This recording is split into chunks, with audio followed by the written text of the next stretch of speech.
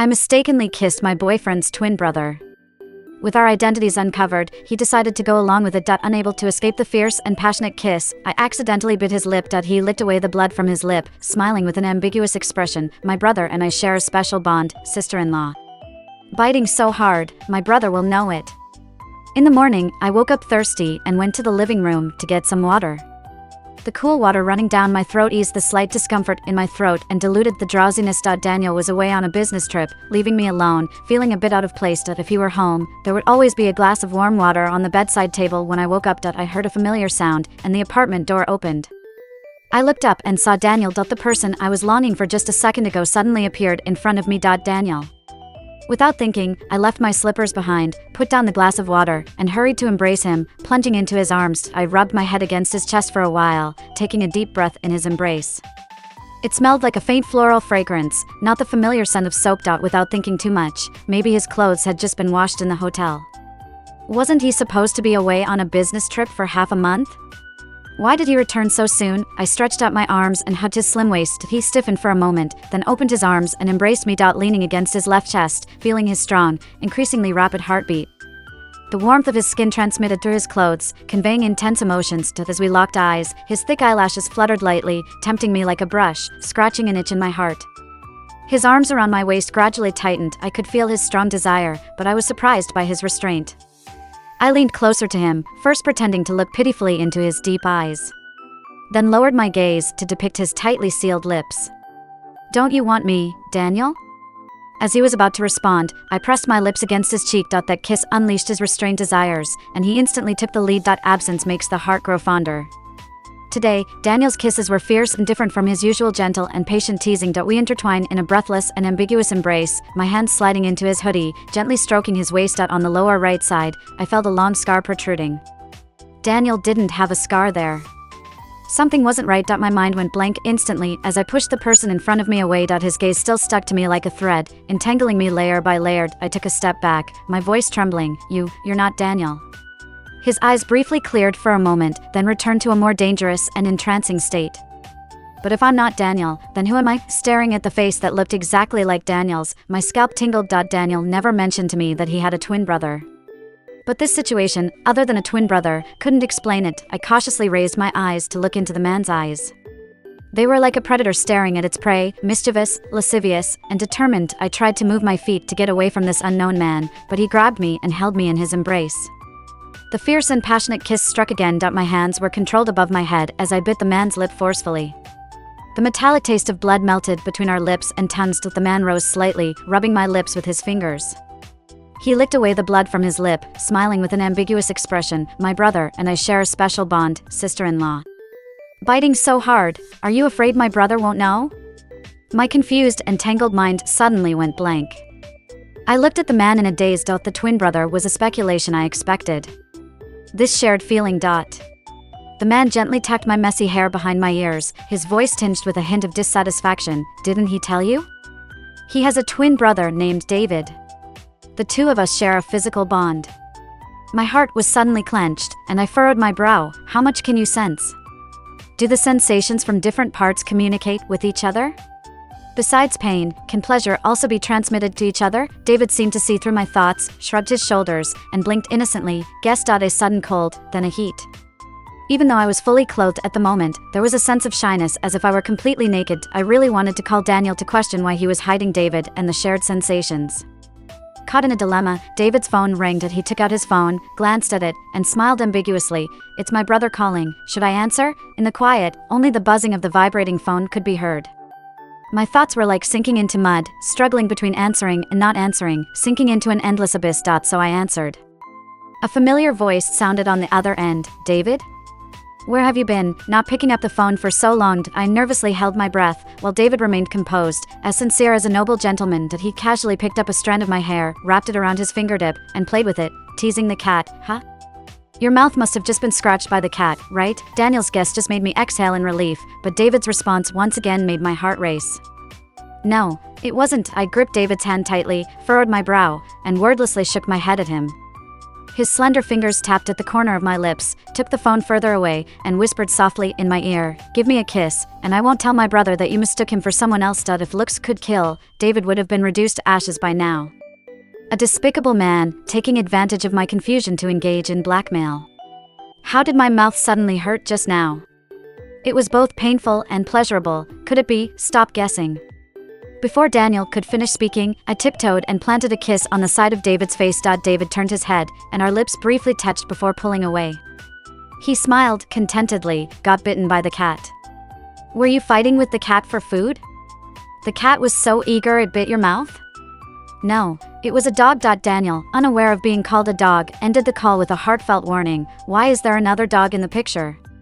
You're getting more and more perverse. Be careful in the future. Don't always make me suffer with you. The call ended, but my nerves remained tensed. The two brothers were so close to each other. Why did Daniel hide all of this from me? Doubts shrouded my mind in a thick fog, unable to be dispelled. As my thoughts sank, David grabbed the back of my neck and gave me a passionate, moist kiss. A storm of emotions once again raging. I sat weakly on the shoe bench in the entryway, greedily breathing in the air. Through the disheveled strands of hair, I saw David pacing around the apartment as if patrolling his territory. Why are you still here?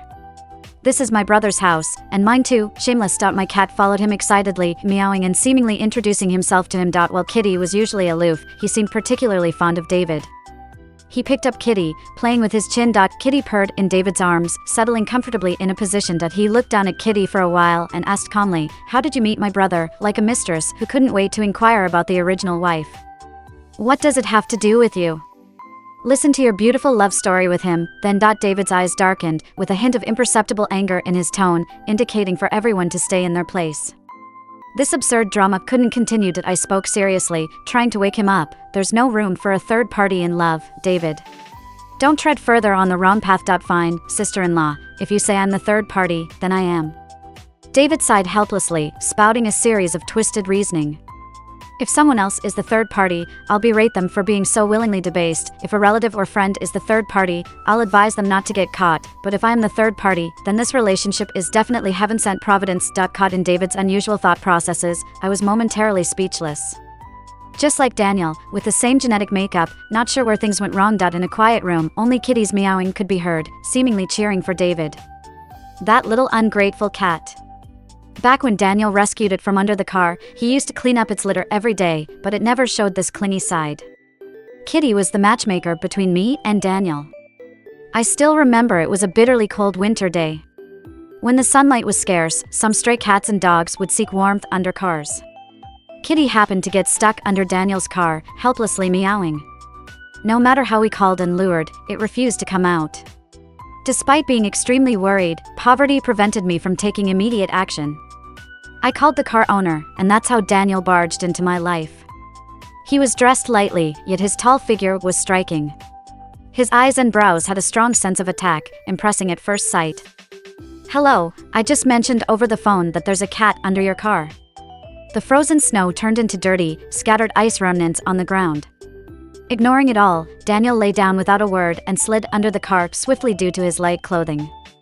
He soon pulled the little cat out from under the car. It was a calico.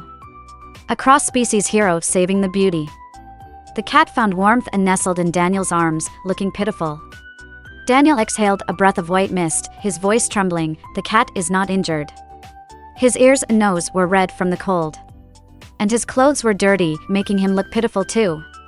"Is this cat yours?"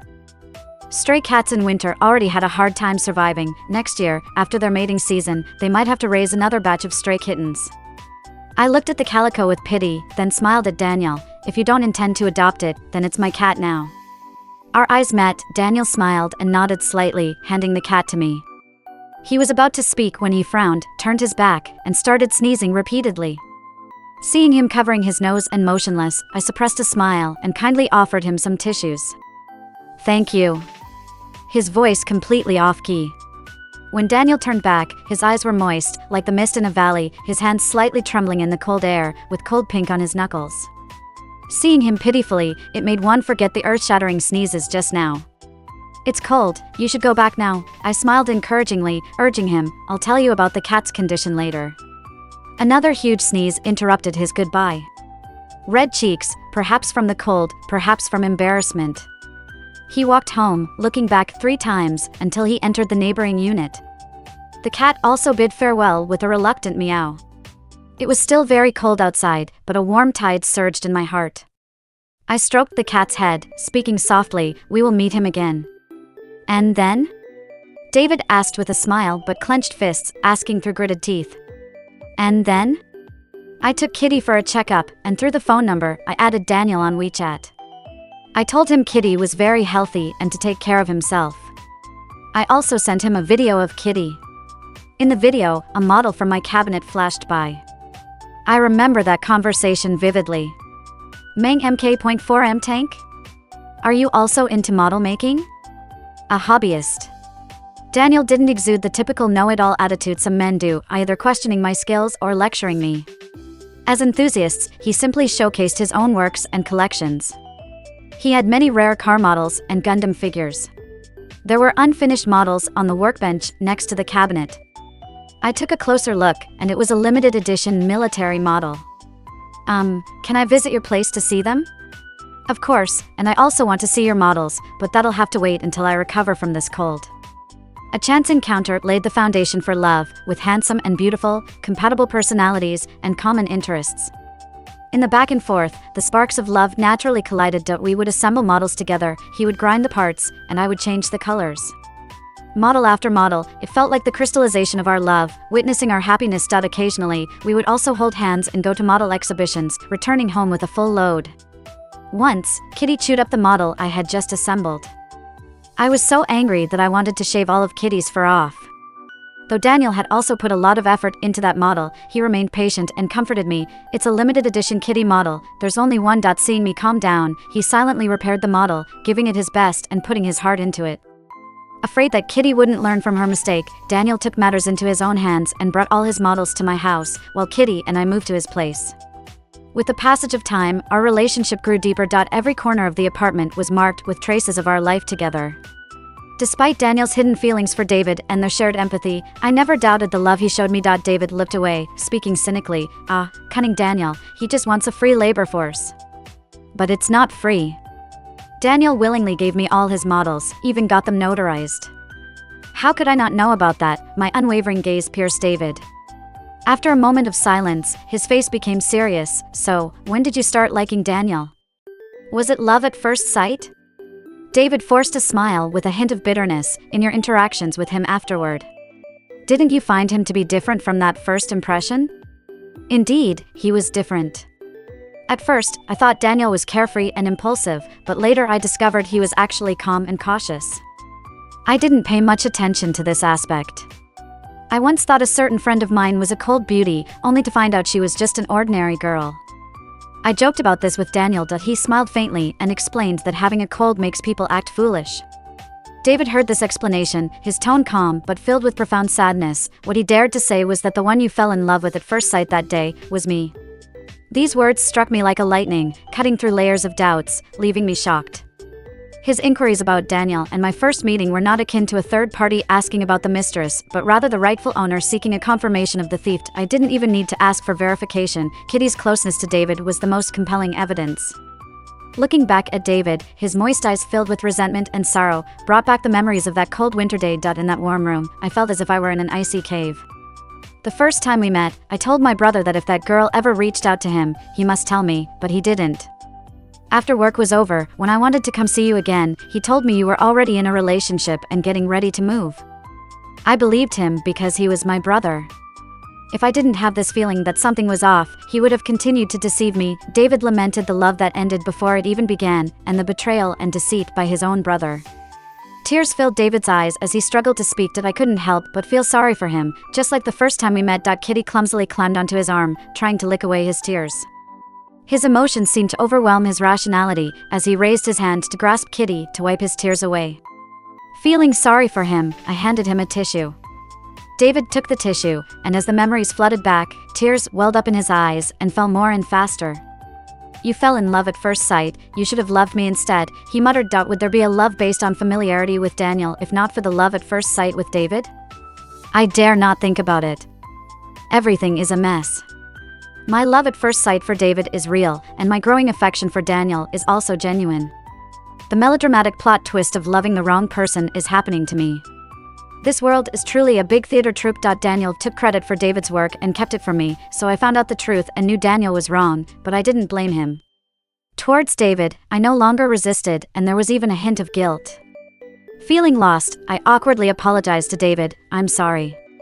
From the standpoint of societal morality, as I was already in a relationship with Daniel, I could only apologize to David. But he immediately interrupted my apology, not giving me a chance to refuse. "It's not your fault, I don't blame you. You haven't spent time with me, how can you differentiate between me and Daniel after just one meeting? It's Daniel who deceived me, but why am I the one getting hurt when it's clearly not my fault? I deserve to be the one abandoned, right?" "No." In the silence, David suddenly looked pained, furrowing his brows and tightly clutching his chest. "What's wrong? Are you okay?" I asked with concern. I approached David with worry, concerned about his physical condition and simultaneously anxious about Daniel, with whom he shares a connection. Was David feeling heartache due to sadness, right in front of me? Or was Daniel, far away, experiencing palpitations due to exhaustion, feeling my presence closing? David's brows relaxed, his eyelashes fluttered, and he opened his eyes, a hint of cunning in them. That he took my wrist and pulled me into his arms, gently smelling my hair. And asked in a muffled voice, "When I felt pain just now, were you worried about me or my brother? Mocking me?" I struggled to break free, grumbling impatiently, "I'm not worried about either." The more I struggled, the tighter his embrace became, like intertwined vines that were difficult to separate. "I don't believe you. You are clearly in a dilemma, which shows that your heart is not completely filled with Daniel, but also with me. This is my bargaining chip in competing with him." "You're only dating, not married," he said in a cocky tone. I was sure that even if I were already married to Daniel, he would still dare to probe. As his whispers reached my ear, like a demon's invitation, he suggested, "He is dishonest in his emotions, not sincere, so we are not loyal to him, this is fair. After distinguishing between me and Daniel, you can be certain of who you prefer, right? Try it with me, okay?" As I furrowed my brow, trying to understand his words, David held my head and gently tilted it for me to nod in agreement. Shamelessly audacious. Anticipating my reaction, he silenced me with a kiss. My rationality crumbled under the assault of his lips and tongue. Confident in his charm, he gazed into my dazed eyes and whispered, "Don't be afraid, it's only for a few days. My brother is still on a business trip, he won't find out." Tears soaked the corners of his eyes, the blush hadn't faded, adding a touch of charm to his exquisite face, captivating those who gazed upon him. Daniel and David looked identical, but their characters were completely different. One reserved, the other flamboyant. In my relationship with Daniel, it was like I was causing a scene while he just laughed it off. He tolerated my temper, always calmly ending every one of my tantrums. No matter how outrageous I got, he never got upset, just blushed and indulged my teasing. David, on the other hand, was a troublemaker, much like me. If I went crazy, he went crazier. If I caused a scene, he caused a bigger one. It was easy to tease him, but he often turned the tables on me, saying all sorts of nonsense, without shame or embarrassment. He was mischievous and loved to stir things up. For example, during a video call with Daniel, David outside the camera frame was restless, always trying to compete for my attention with the Daniel on the screen. Feeling unwell? When Daniel asked, David slightly restrained himself, casually pushing Kitty into the frame. He made mischief, then let me blame Kitty for it. "See, Kitty hasn't been behaving lately." Daniel seemed to be looking at me, but also at Kitty, with a meaningful tone. "Is that so? Misbehaving children need some discipline."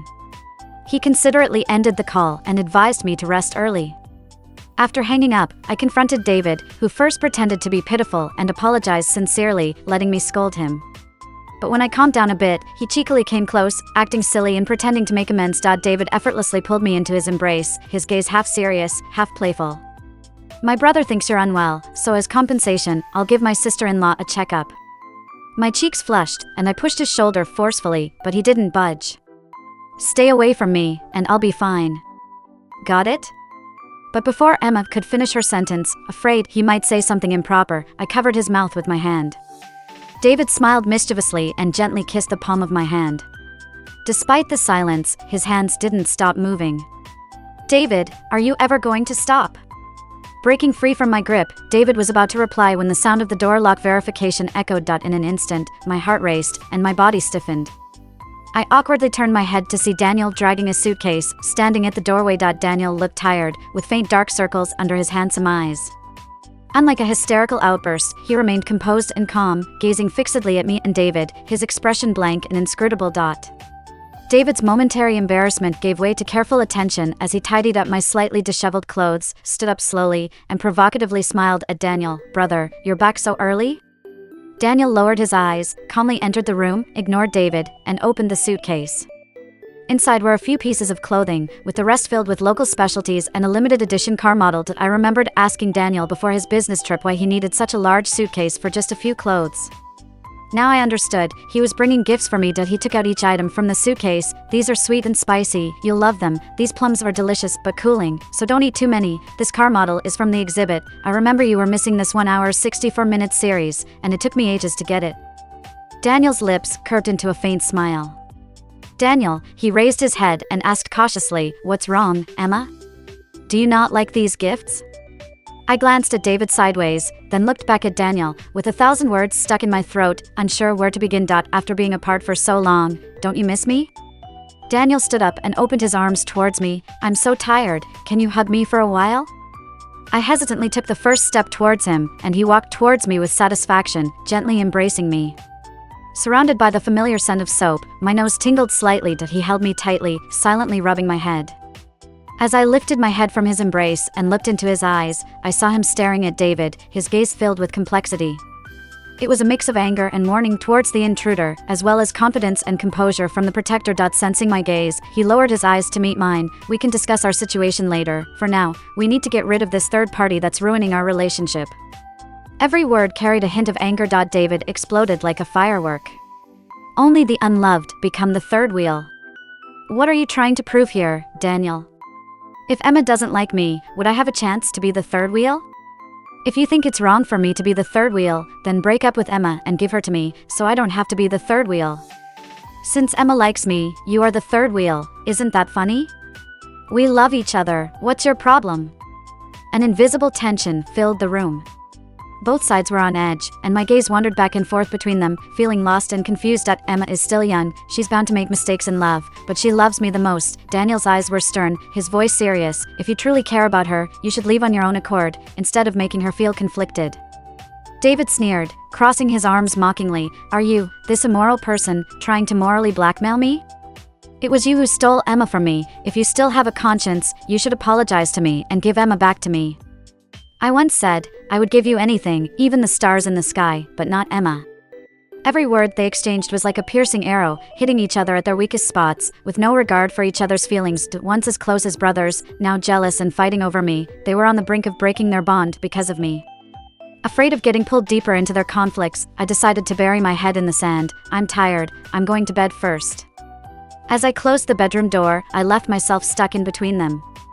Under the covers, perhaps due to lack of oxygen, or just exhaustion of the heart, I soon fell into a deep sleep. Even in my dreams, I couldn't rest peacefully, feeling like my body was being fought over, torn apart by two people. My soul felt like it was being torn back and forth, almost shattering in the air. I was awakened by the sound of Kitty scratching at the door. Taking a deep breath, I quietly got out of bed, cracked open the bedroom door. And Kitty immediately slipped in, timidly snuggling up next to my feet. Through the crack in the door, I saw David and Daniel both curled up on the floor, holding their stomachs and wincing in pain. They both had bruises on their faces. I didn't know who started the fight, but because of their shared feelings, they were both feeling miserable. The conflict had escalated to the point of physical violence. Despite feeling the same pain, they were both determined to fight each other. I picked up Kitty, opened the door, and slowly walked out of the room.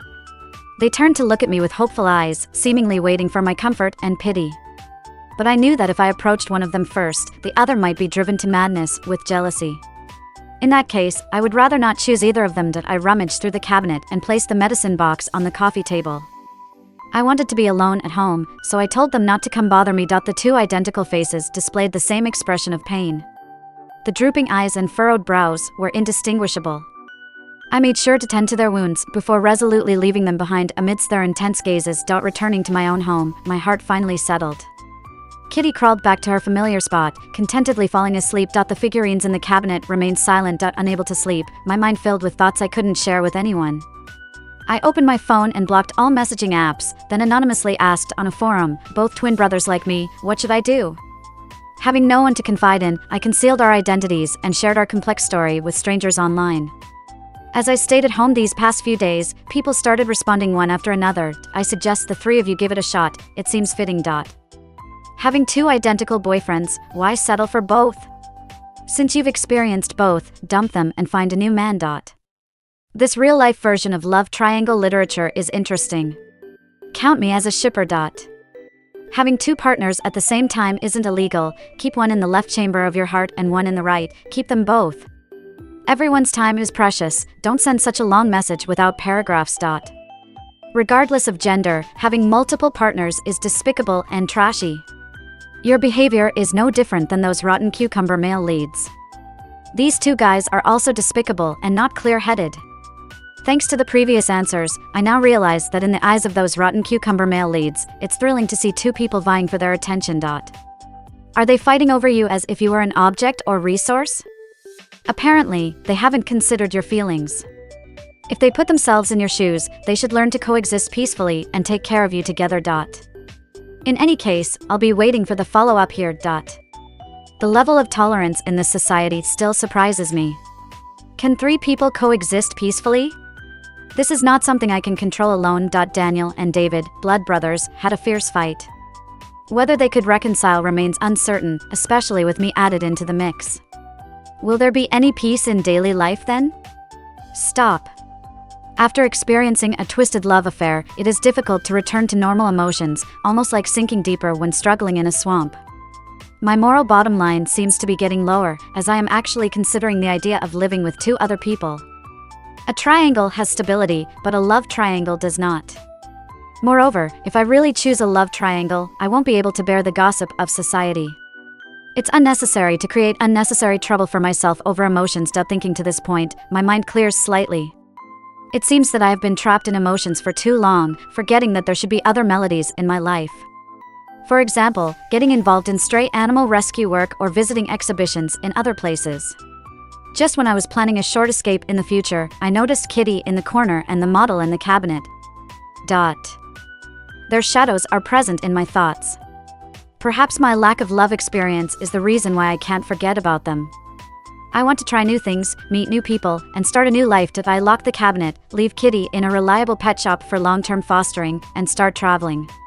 In each new place, with a group of strangers, I climb mountains, explore the sea, and feel the vastness of the world.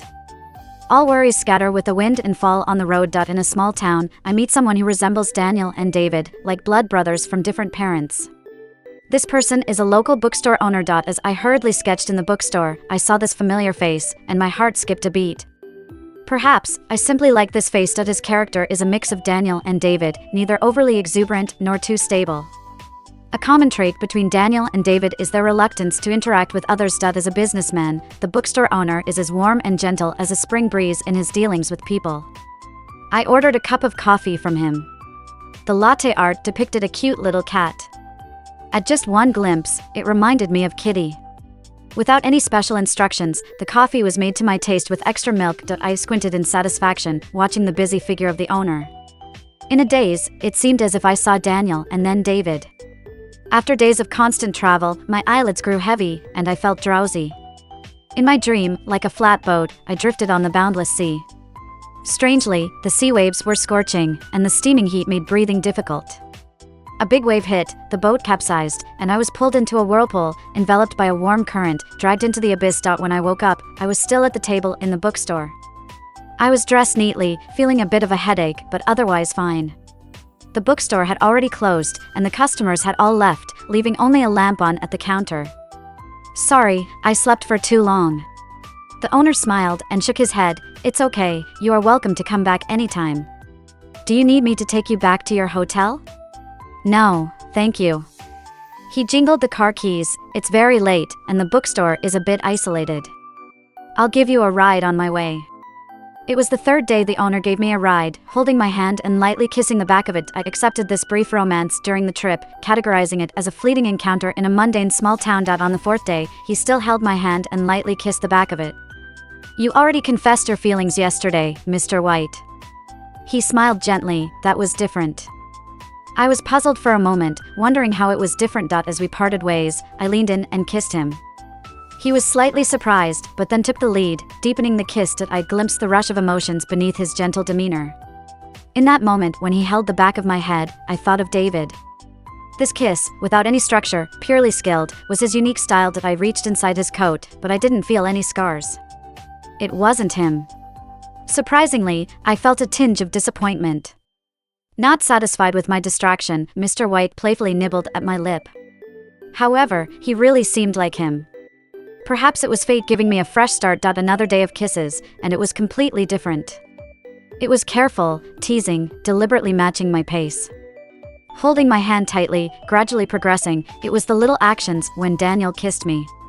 Something was wrong. After observing a few times, I noticed that Mr. White's emotions and personality were stable every day, except during the kisses, one day dominating, the next gentle. Once again, when I fell asleep in the bookstore, I struggled to open my eyes just a sliver. My vision was blurry, but I could feel myself lying in bed, with two people beside me. On the left was a handsome face, and on the right was an identical handsome face. Even in my foggy state of mind, I could understand what was happening. Daniel and David were playing the same person. To avoid any flaws, David even underwent scar removal surgery. Mr. White, they both imitate each other's personalities based on their own characters. They share a connection, are familiar with each other's emotional state, characteristics, and habits, but they do not know the details of each other's kissing styles. Well, not knowing is actually normal, truly knowing is what's unusual. In the midst of the confusion of emotions and passion, their true characters are most easily revealed through their kisses. In their conversation, I gradually unravel the truth behind this romantic encounter. What if Emma finds out our true identities? We have been pretending to be the same person all along. Whoever she ultimately guesses the name of wins, while the other exits, to avoid making Emma unhappy. But what if she never finds out? Then we will continue taking turns pretending to be Mr. White, so as not to put Emma in a difficult position. Can't the three of us live together? If Emma leaves without saying a word, it means she would rather not choose anyone at all and not get involved in this illicit love affair. We must not be too selfish. Hopefully, Emma won't find out, so neither of us needs to exit, and Emma won't become a subject of gossip.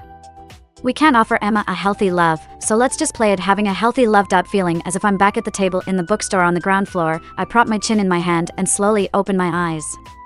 Do these two brothers have any morals? They are deceiving and acting, even playing it hypnotizing. Do these two brothers lack morals? They are still considering things from my perspective.